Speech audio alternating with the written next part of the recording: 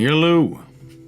Alexander Usyk, the undisputed cruiserweight champion since July 2018, and the first boxer in history to hold all 4 major world championships at cruiserweight. Terence Crawford, the first male boxer to simultaneously hold all 4 major world titles. And of course the great Vasily Lomachenko, several all-time records for winning major world championships and the fewest number of professional fights, one of the most successful amateur boxers of all time, possessing a record of 396 wins, only 1 loss. He is currently ranked as the world's best active boxer pound for pound. These 3 men are as skilled as you can possibly get in the discipline of boxing, but they all also have one thing in common. They prefer leading with their dominant hands. Now, there's a reason as to why most coaches prefer you do not stand this way, and it makes perfect sense. To understand, we'll look at a world where boxing is a cornerstone, but of course not the same as actual boxing. Mixed martial arts.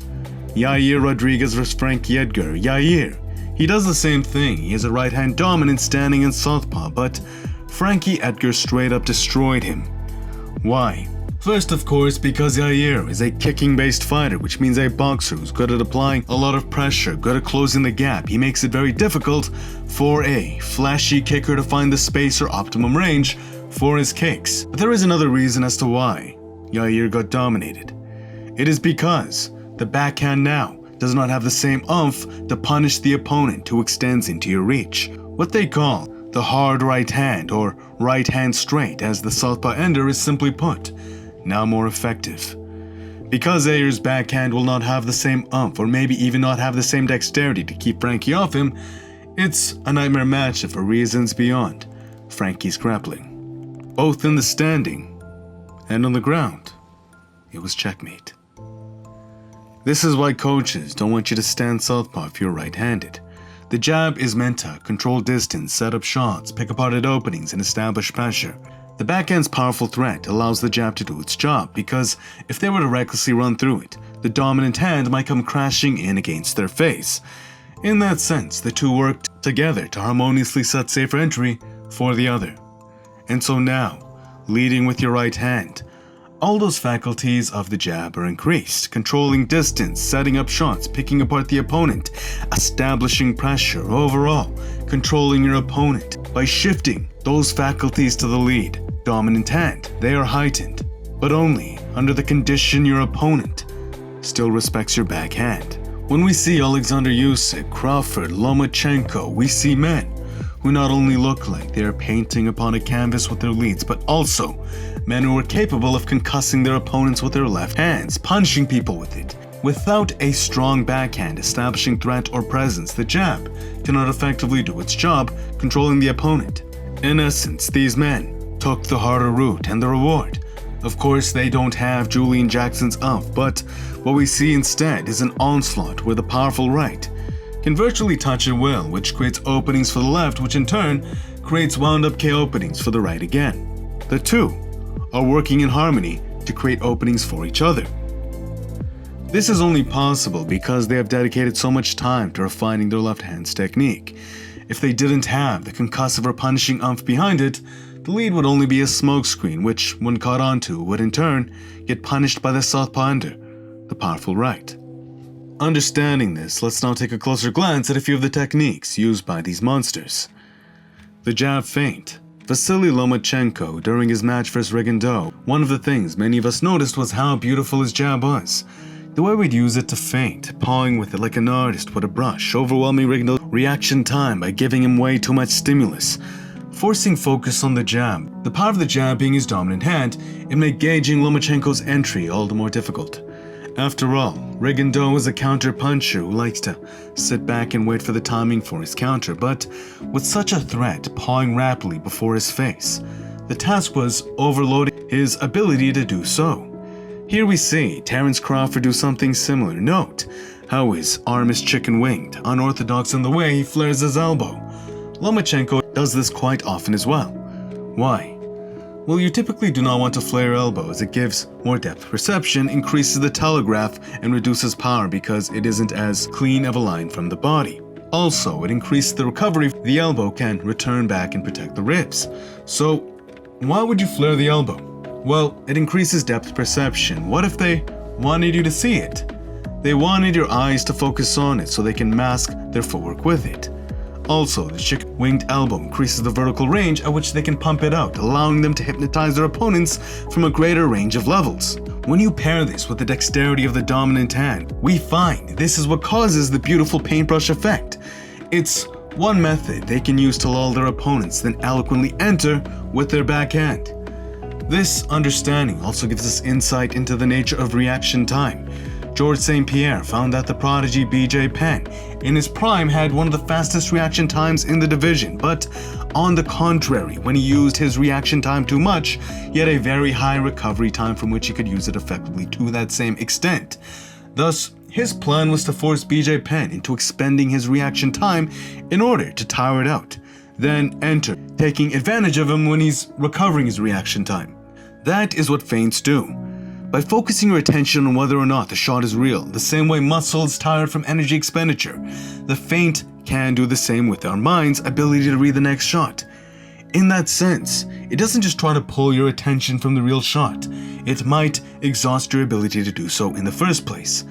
Tyson Fury and Israel Adesanya are both masters of this. The powerful left hand. The powerful left hand will not have the same dexterity as the right, that is a given, but the punching power is technique plus speed. That said, an enormous amount of hard work is necessary to compensate for the left's deficit of natural awareness. Not everyone is naturally ambidextrous like Marvin Hagler, but with time, embracing that discomfort, the technique can show itself. This is where Alexander Usyk is a master. Everything he throws is punishing. After all, when you give a 200-pound man technique, mass times acceleration equals force, he's likely to be dangerous. Of course, his backhand won't be stronger than if it was his dominant hand, but what he gains instead is easier entry.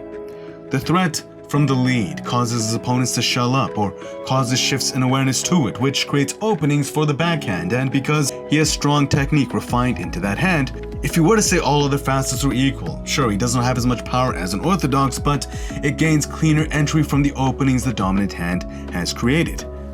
This respectable power may again shift awareness to the lead, which now allows the lead to have a greater wind-up each strike.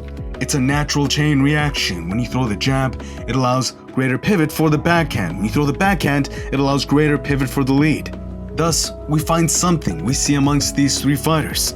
They can end it with either hand, not because of their power, but because they're overwhelming their opponent's ability to tell where that power is coming from. And in that moment, they're unable to brace for the shock.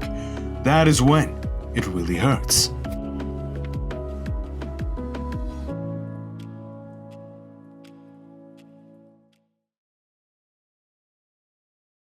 The lead hand uppercut.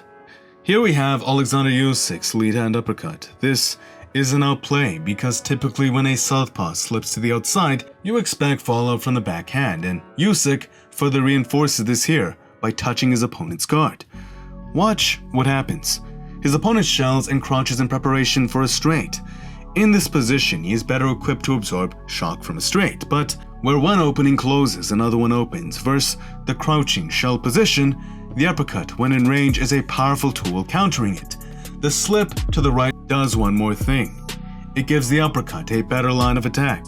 If Usyk were to just throw it standing straight, he would not have the same leverage. It's the slip which allows Usyk to rotate into his opponent with his torso, which innately allows him to increase the body weight behind the shot. We see something similar from the great Crawford, but this is truly next level. Jab cross. It almost looked lazy, lacked intent. Clearly, he was expecting a follow-up counter and he wants to counter it.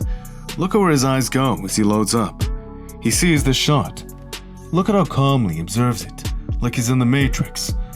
The moment he understands it, he realizes it will counter his head position. His opponent predicted the head position of the slip lead uppercut. But look at this rare instance of panic in Crawford's expression. He shut his eyes, hitting the brakes. He was prepared to get hit, but in the split hair, the shot only struck air.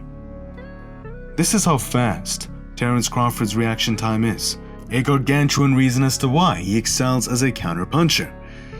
Even when his opponent's techniques are supposed to hit him, with his reaction time, he can change the outcome of that moment by a hair. No wonder he's one of the greatest boxers alive today. Now, I live by Miyamoto Musashi's philosophy. You must understand that there is more than one path to the top of the mountain. I don't believe there is a perfect method, especially when you look at all the greats. We must acknowledge that every one of them was different from the other, physically and stylistically. Even mentally, there is no perfect style alike between these three men. After all, their greatness comes not from their similarities, but from how they leverage their nuanced strengths during a match. It's the way they get their opponent to play into their game opposed to theirs. In that sense, I do not believe even this is a perfect method. That relies on the individual to find what functions best for them and what doesn't. Some people are naturally, mentally quicker, physically quicker. They can box you up one moment, but in a flash, they do not have the same durability. And that is life. Our goal is not to replicate a perfect method, but to explore methods that work perfectly for us. For even if perfection is an ideal we should always strive for, only the arrogant will believe it can never be reached. After all, we humans by virtue are imperfect. Let this be a lesson not just for the arena, but life in its entirety. Thank you for joining me on this segment. If you like more from me, please subscribe and hit the notifications. Thank you if you did. Smash the like button if you enjoyed. It's good karma. And until next time, peace.